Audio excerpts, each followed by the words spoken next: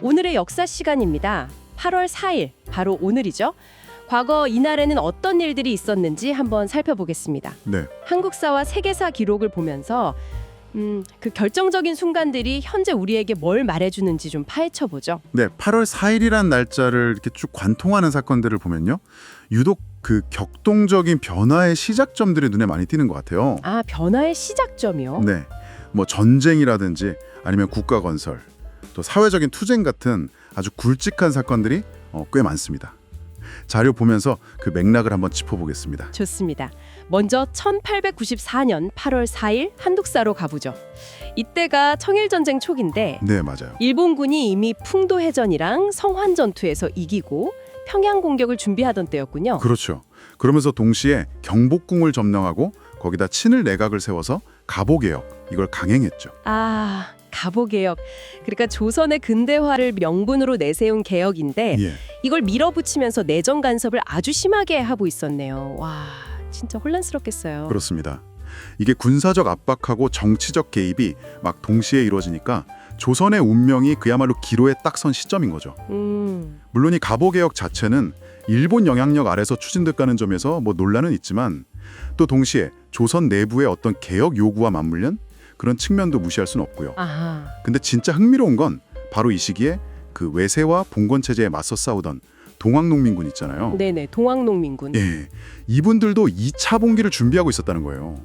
그러니까 저항, 개혁, 외세 개입, 이게 아주 복잡하게 얽혀 돌아간 거죠. 야, 정말 복잡한 시기였네요. 자, 그럼 그로부터 한 50년 정도 뒤로 가볼까요? 1948년 8월 4일. 이날은 대한민국 정부 수립 8월 15일이죠.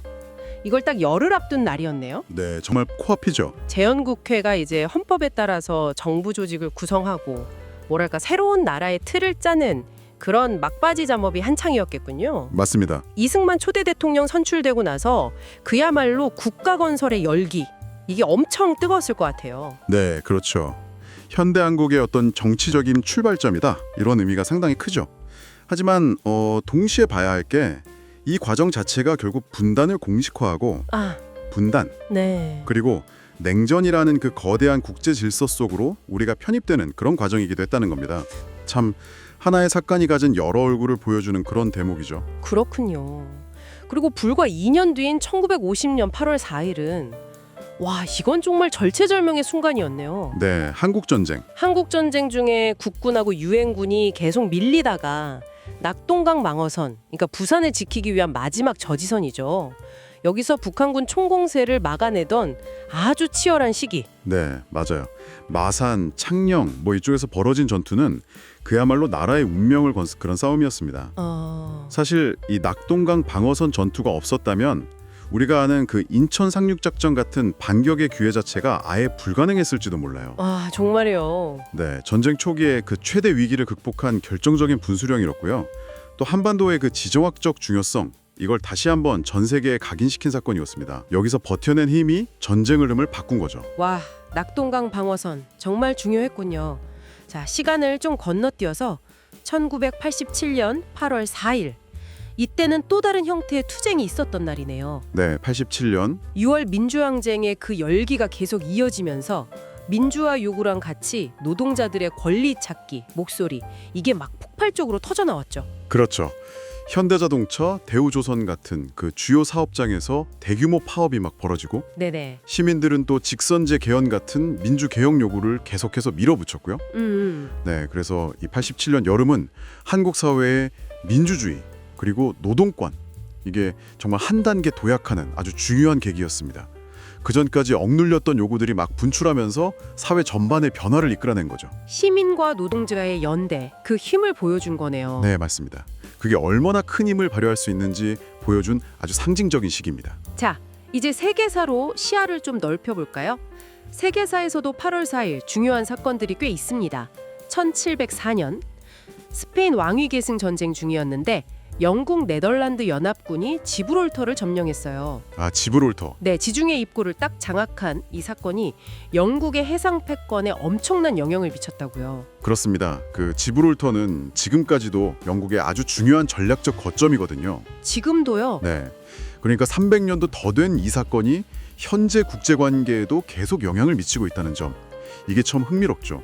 역사가 이렇게 계속 이어지는구나 하는 걸 보여주는 사례입니다. 그렇군요. 또 다른 전쟁 관련 사건으로는 1914년 8월 4일이 있습니다.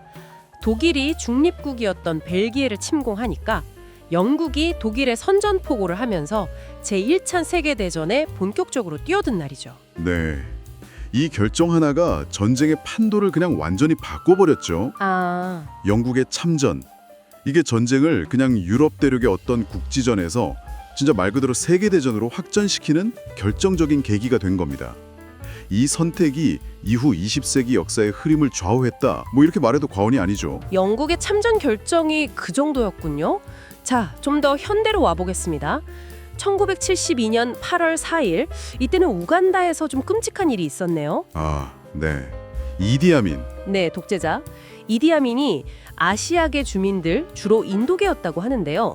약 5만 명에게 90일 안에 나라를 떠나라, 이런 추방 명령을 내렸습니다. 이건 뭐 인권 유린이자 거의 경제적 자해 행위나 다름없었죠. 맞습니다. 이 사건은 독재 권력 하에서 인종주의가 얼마나 참혹한 결과를 낳을 수 있는지, 그리고 그 여파가 한 국가의 경제와 사회를 그냥 어떻게 망가뜨릴 수 있는지 아주 극명하게 보여주는 사례입니다. 이렇게 보면 각기 다른 시대 또 다른 장소에서 벌어진 8월 4일의 사건들이지만 뭐랄까 권력, 전쟁, 저항, 변화 이런 키워드로 쭉 연결해 볼 수도 있겠네요. 정말 그렇군요. 8월 4일 하루에 이렇게나 많은 역사의 변곡점들이 담겨 있다니 좀 놀랍습니다. 전쟁의 포화 속에서 또 국가 탄생의 문턱에서 그리고 사회 변화를 위한 함성 속에서 정말 중요한 결정과 사건들이 벌어졌네요. 네, 그렇죠.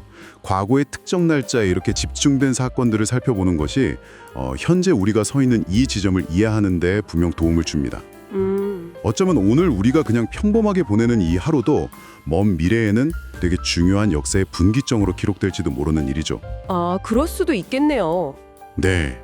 그래서 오늘 살펴본 이 과거의 순간들이 현재와 미래에 어떤 질문을 던지고 있는지 잠시 한 번쯤 생각해 보는 것도 의미 있지 않을까요?